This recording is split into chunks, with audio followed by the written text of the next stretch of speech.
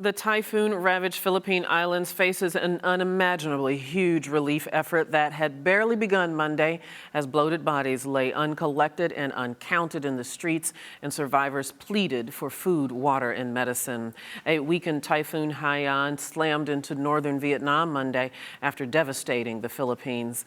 This picture of a man painting "Help SOS, we need food" on a basketball court tells the story of the city of Tacloban. Tacloban resembled a garbage dump. The storm pushed heavy ships on shore as if they were toys, and two officials said that Friday's typhoon may have killed 10,000 or more people, but the official death toll remains well below that. Richard Sargent has more on the survivors pleading for help. Hunger takes over for these survivors of Typhoon Haiyan. Any shops left standing, any source of food or water a target. A crowd gathers outside the destroyed airport, where aid is starting to trickle in. Now we don't need pity, we just need your help. We want President Aquino to have a look himself as to what's going on in here. We want an organized, coordinated brigade. Backed by a contingent of US Marines, hundreds of soldiers and police are arriving to help distribute aid, remove bodies and guard against looting. More than 10,000 people are feared to have died in one of the strongest storms ever recorded. Tsunami-like waves 5 meters high and brutal winds tore across the Philippines, leaving apocalyptic scenes in their wake. We're helpless. So we need your help. We don't have water anymore. We don't have food. But we survived. And I'm glad that we're still here. So just stay strong and we'll be okay. One piece of good news among the many tragic tales. Emily and her husband walked for several kilometers to the airport compound just in time for her to give birth. She's named her daughter after her mother, who's been missing since the storm. The baby's doing fine so far, but Emily needs help. The bleeding has been stopped, but definitely the mother is still in danger for infection and sepsis. So we need to give her intravenous antibiotics. Unfortunately, we ran out of even the oral antibiotics for the adult. We ran out since yesterday. The weakened typhoon moved on to Vietnam, but the country fared better than its neighbour. Those who had been evacuated are now returning to their homes. Something that's not possible for hundreds of thousands of people in the Philippines who can do little but wait for aid to arrive.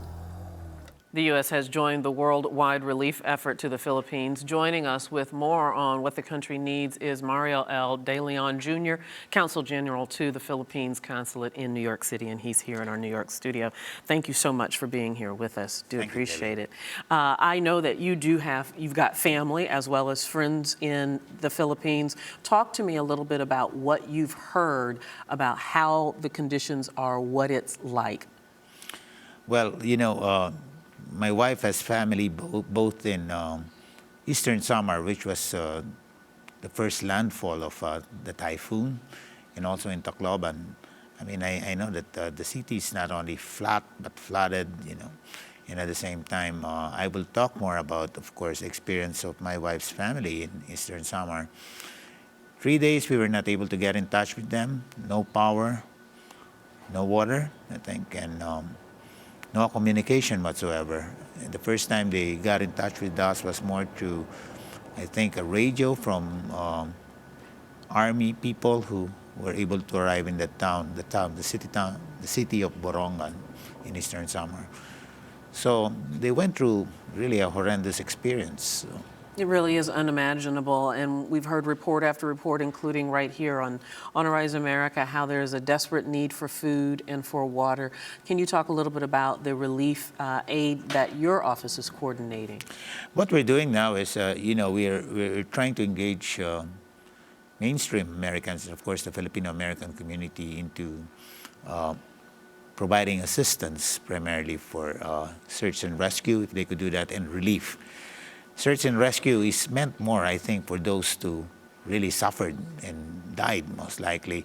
But relief is those who are living. So I think the main focus of our request for assistance is in that direction. And I'd like to take this opportunity to, of course, thank the U.S. government as well as officials who sent words of sympathy, as well as offers of help, as well as the American people. That's one of the, if you can say nice things, but one of the encouraging things whenever there is a huge disaster like this, human beings do show their kindness in that regard. I want to talk just a little bit about the government of the Philippines. You know, the U.S., the most powerful country in the world, supposedly the most wealthy, have not always done well with dealing with our own tragedies, Hurricane Katrina being one of them. How is the government equipped to handle this tragedy in the Philippines? Well, there were alerts that came out, and there were, I think, orders for evacuation. But you know, this is the first time that the Philippines encountered what you would say is a Category 5 type in terms of hurricane strength of a typhoon. And it was the first time, I mean, based on my memory, that we have a signal number 4. We never had signal number 4. Now, I think the problem there was Filipinos are quite used to typhoons. We have about 20 typhoons reaching the area of responsibility of the Philippines every year. People there are used to the wind, but they were not used to the storm surge. So I think that's what accounted for many of the casualties and I would say fatalities. Yeah, as a matter of fact, I was going to ask you about that next. This huge wall of water, you know, that came in with the storm, as you just mentioned, was so devastating and can create and probably will create complications as a result, whether it's being, you know, diseased water that's left in standing places and that kind of thing. What are, beyond food and water, some of the immediate needs that should be addressed as it relates to the health of the survivors? Right. Medicine. In fact, most of the healthcare facilities there are no longer functioning, so you need makeshift hospitals, maybe in clinics. You need emergency medical missions to go there. I mean, to take care of all, you know, the sickness because of the people are exposed to the elements. You know, there are no houses. I mean, if you've seen the footages. What's the climate like right now at this time of the year in the Philippines? It's getting a little colder now because it's going towards the Christmas season. Now, what does the Philippines call colder? Right, it's like maybe spring weather here. Okay, because it's all relative. But being exposed to the elements, I'm sure, is a big concern. Yes, of course, respiratory diseases will be there, and since sanitation will be a problem, of course, you'll have cases of gastrointestinal diseases. And for our viewers, the Americans who want to help, what's the best way that they can offer help in this tragedy? Well, first is we need immediate relief, and so I would say monetary donations will be appreciated. And of course, they can course it through you know, the various civil society organizations and NGOs that operate also in Asia and the Pacific and in the Philippines. For our part, since we're with government, what we're asking are actually donations to the National Disaster Relief and Management Council, which is the one that, it's something like the Emergency Management Board here, that takes care of natural disasters, reduction at least, and at the same time we have a Department of Social Welfare and Development, and they take care of access to services. And of course the Red Cross. Right, right. Well, it is such a tragedy, and of course we'll learn more as the days and the weeks wear on. We thank you so much, Mario De Leon. We do appreciate you coming by. Thank you so much. Wish you all the best with your efforts to help the Philippines. Okay. The humanitarian aid organization Save the Children had personnel throughout the Philippines and in the hardest hit city of Tacloban when Haiyan struck on Friday. Robert Laprade is the Associate Vice President of Humanitarian Response for Save the Children and is in our Washington studio. Thank you so much, Mr. Laprade, for taking some time with us. I do appreciate it. As I understand it, as we just said in the introduction, you had several team members that were there on the ground. How are they? You're right. We had 5 team members in Tacloban, and as the consul mentioned, when the huge wave came in, they were actually in much better situation than most people there. They were in a cement building, but even that, when the wave came in, they had to flee They ended up all being okay, but they lost everything that they had with them, and it took us over 48 hours to actually be in touch with them. And so, you know, you can imagine that was somebody that was in a cement building, and when most of the population live in, you know, houses of palm and stuff, you can just imagine what they went through. What did they tell you about the experience as the cyclone was passing through the islands?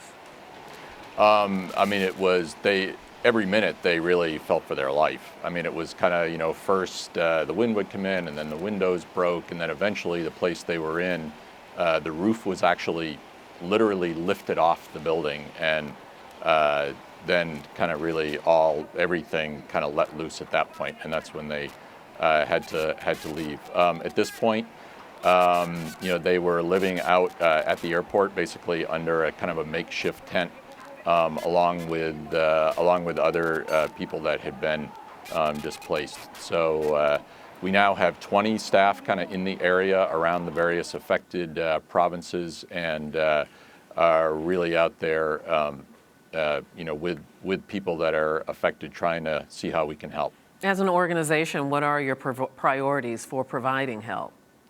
Well, I think a lot of it, like the consul mentioned earlier, it's really meeting those immediate needs. It's food, it's water, it's shelter. I mean, hundreds of thousands of people were evacuated to the shelters, but a lot of those shelters now are in bad shape, and it's just really finding a safe roof over their head.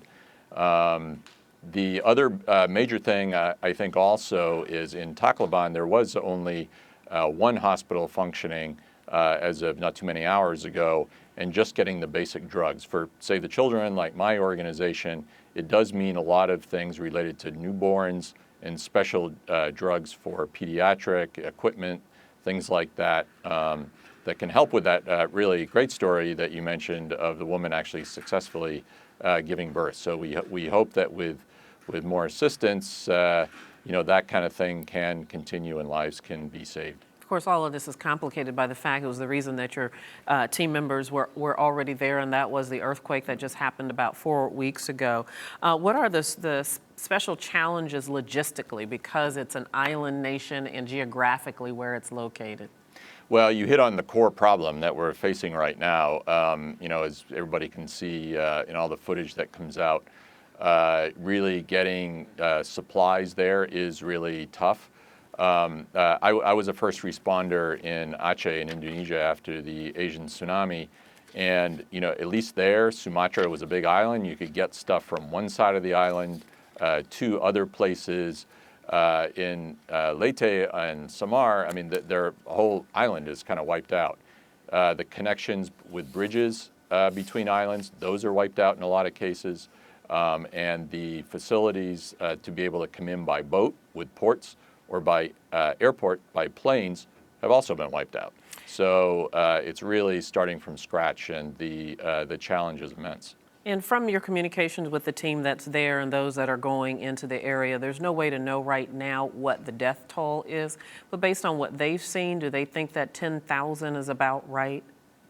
Well, I think it's very hard to estimate numbers, but I think what we can say, and we see this in other disasters similar to this, is as access is better to more remote areas or to other areas that have been cut off by communication, the death toll actually rises. And as we saw today, you know, there are people wandering around like Tacloban seems like a city of zombies. People just walking around looking for loved ones, trying to, you know, look through wreckage and everything just to find who they love. So it's really a challenge, and I think that this is going to be a situation that really kind of unfolds over the next week or two when we really know the final numbers, unfortunately. Indeed, a long way to go. Robert Laprade, thank you so much for taking some time with us. We do appreciate it.